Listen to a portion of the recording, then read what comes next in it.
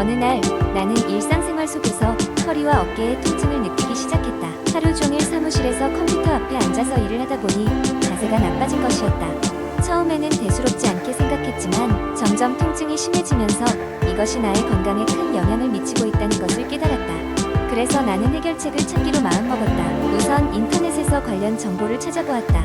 다양한 체조와 운동을 통해 자세를 교정할 수 있다는 글을 여러 번 보았지만 문제는 시간이 부족하다는 것이었다. 아침에 일찍 일어나 운동할 시간을 확보하는 것도 어려웠고 저녁에는 피곤한 몸으로 운동하는 것이 근육을 더 피로하게 만들었다. 그러던 차에 친구로부터 바른 자세 유지법을 배웠다. 이 방법은 바쁜 일상 속에서도 쉽게 적용할 수 있는 것이었다. 우선 의자에 앉을 때는 허리를 직각으로 세우고 엉덩이를 등받이에 바짝 붙이고 앉는 것이 중요하다. 이 자세는 허리의 자연스러운 곡선을 유지하게 도와주어 통증을 줄여준다.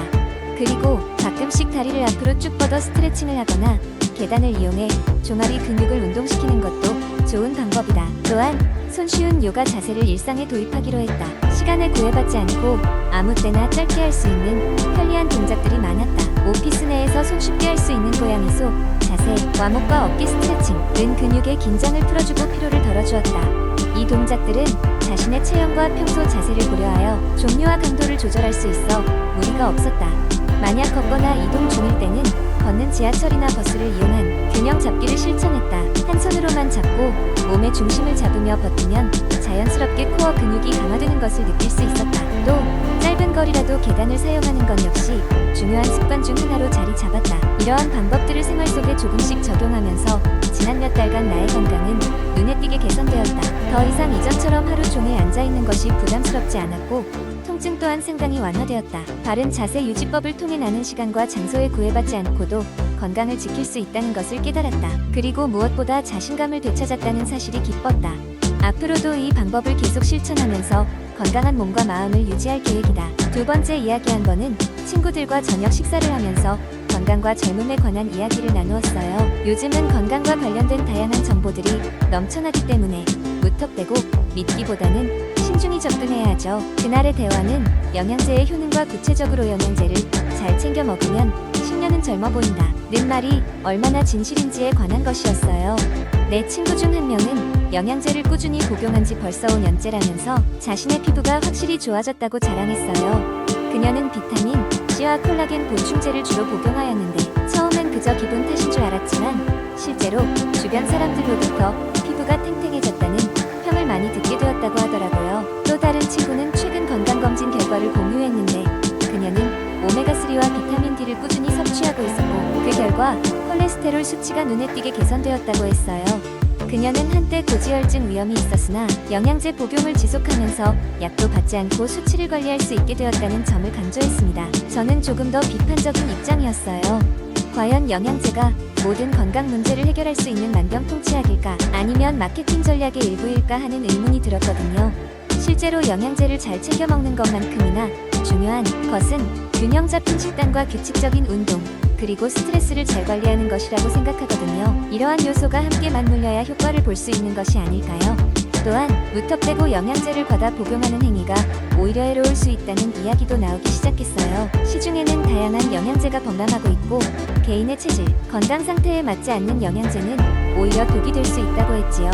전문가와의 상담 없이 자기 판단으로 여러 종류의 영양제를 섞어 먹는 건 피해야 한다는 것이었어요. 우린 결국 결론을 내리지 못했지만 모두 같은 생각을 하게 됐어요.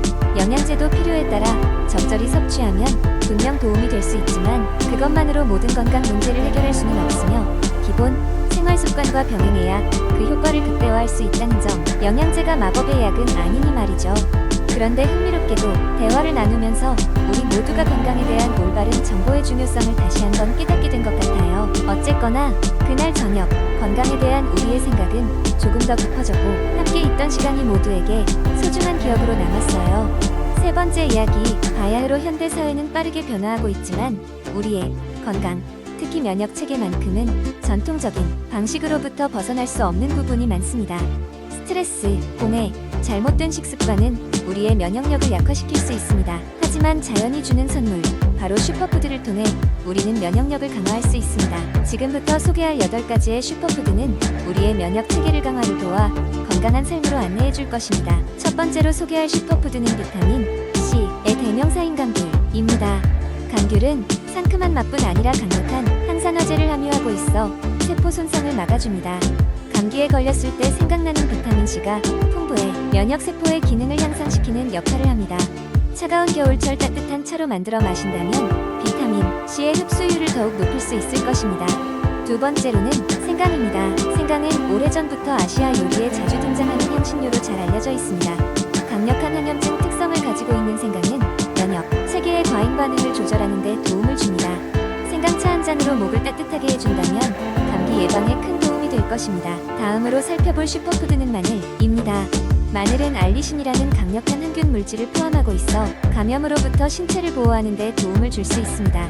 다량의 마늘을 섭취하는 문화가 있는 나라에서는 심혈관 질환 발생률이 낮다는 연구 결과도 있습니다. 마늘을 익혀서 혹은 날 것으로 충분히 섭취한다면 건강을 지킬 수 있습니다. 녹차는 네 번째 슈퍼푸드입니다. 녹차에는 카테킨이라는 항산화 물질이 풍부하게 들어있어 면역력을 강화하는 데 도움을 줍니다. 적당히 따뜻한 온도의 녹차 한 잔은 피로를 풀어주고 항바이러스 작용을 함으로써 감염의 위험성을 낮게 유지해줍니다. 또한 블루베리는 충성스러운 면역력 도우미입니다. 블루베리는 안토시아닌을 다량 함유하고 있는데 이것은 면역 체계가 바이러스를 더 잘 물리치도록 도와줍니다. 간단히 섭취할 수 있는 블루베리 한 줌으로도 충분히 영양을 공급받을 수 있습니다. 요거트 역시 빼놓을 수 없는 슈퍼푸드입니다. 요거트에 들어있는 프로바이오틱스는 장내 유익균을 증식시켜 면역력 향상에 긍정적인 영향을 끼칩니다. 항생제 복용으로 무너진 장내 균형을 요거트 한 숟가락이 되돌릴 수 있는 것입니다. 일곱 번째로 만나볼 식품은 호박씨입니다. 호박씨는 특히 아연이 풍부하여 면역 시스템의 정상적인 기능을 지원합니다. 군것질이 당길 때 한 줌씩 가볍게 섭취하기 좋은 음식입니다. 마지막으로 고구마, 가 면역력 강화를 위한 슈퍼푸드 목록에 올랐습니다. 고구마는 베타카로틴으로 가득 차 있어 체내에서 비타민 A로 전환되며 비타민 A는 면역력을 강화하고 감염으로부터 폐를 보호하는 데 핵심적인 역할을 합니다. 이처럼 자연이 준 슈퍼푸드를 우리의 식단에 적절하게 포함시키는 것만으로도 면역 체계를 튼튼히 해서 외부 환경에 더 잘 대처할 수 있는 힘을 기를 수 있습니다. 면역력 강화는 하루아침에 되는 것이 아니기에 꾸준히 조금씩 우리의 일상 속에 이러한 식품들을 접목시켜 나가는 것이 중요합니다. 좋은 습관이 쌓일 때 비로소 건강한 삶이 펼쳐질 것입니다. 네 번째 이야기한데 주름진 얼굴을 가진 마리아는 거울을 보며 한숨을 쉬곤 했습니다. 그녀는 처진 피부와 점점 더 진해지는 주름 때문에 나이가 들어가는 과정을 지켜볼 수밖에 없었습니다. 하지만 인생의 어느 순간 마리아는 이대로 포기할 수 없다는 결심을 하게 되었습니다. 그녀는 노화 방지를 위한 효과적인 피부관리법을 찾기 위해 광범위한 연구에 돌입했고 그 여정은 그녀에게 놀라운 변화를 선사했습니다. 먼저 마리아는 자신에게 맞는 스킨케어 제품을 찾기 시작했습니다. 그녀는 각종 제품의 성분을 분석하며 EWG 그린 등급의 제품을 우선적으로 사용하기로 결정했습니다. 특히 비타민C 세럼과 레티놀 성분이 함유된 제품을 매일 밤 사용하기 시작했습니다. 이 성분들은 피부톤을 균일하게 만들고 콜라겐 생성을 촉진하는 데 도움이 되었습니다. 또한 마리아는 피부의 자연 보호막을 강화하기 위해 항상 자외선 차단제를 바르는 것을 잊지 않았습니다. 그녀는 SPF 50 이상의 광범위 스펙트럼 자외선 차단제를 사용하여 자외선으로 인한 손상을 최소화했습니다. 이는 그녀의 피부가 햇볕에 유해한 영향으로부터 방어할 수 있는 가장 간단하지만 중요한 방법 중 하나였습니다. 피부 관리에서 중요한 또 한 가지는 충분한 수분 공급이었습니다. 마리아는 물을 많이 마심으로써 피부가 내부에서부터 촉촉해질 수 있도록 노력했습니다. 더불어 히알루론산 성분이 포함된 수분 크림을 사용하여 외부에서 수분을 보충했습니다. 수분이 충분히 공급되자 그녀의 피부는 한층 더 생기 있고 건강해 보였습니다. 음식도 놓치지 않았습니다. 그녀는 항산화 성분이 풍부한 식단을 유지하며 특히 비타민 E와 오메가3 지방산이 풍부한 아몬드와 연어를 즐겨 먹었습니다. 이러한 식습관은 피부의 탄력성을 높이고 염증을 줄이는 데 큰 도움이 되었습니다. 마리아는 생활 습관에도 변화를 주기로 했습니다. 매일 스트레칭과 요가를 통해 신체 활동을 늘리면서도 정신적인 평화를 찾았습니다. 충분한 수면도 필수적이었습니다. 하루 7-8시간의 질 높은 수면을 통해 신체가 자연적으로 회복하고 회춘할 수 있도록 했습니다. 이 같은 노력을 지속한 지 몇 달 후 마리아는 변화를 느꼈습니다. 거울 속의 그녀는 예전과는 다른 새로운 모습이었습니다. 피부는 탄력을 되찾았고 주름은 옅어졌습니다. 그녀는 자신만의 노화 방지 성공기를 친구들과 나누며 피부 관리가 단순히 외적인 변화를 넘어 내면의 자신감을 찾아주는 여정임을 깨달았습니다. 이제 그녀는 더 이상 나이를 두려워하지 않고 오히려 자신의 새로운 모습을 자랑스럽게 생각하게 되었습니다.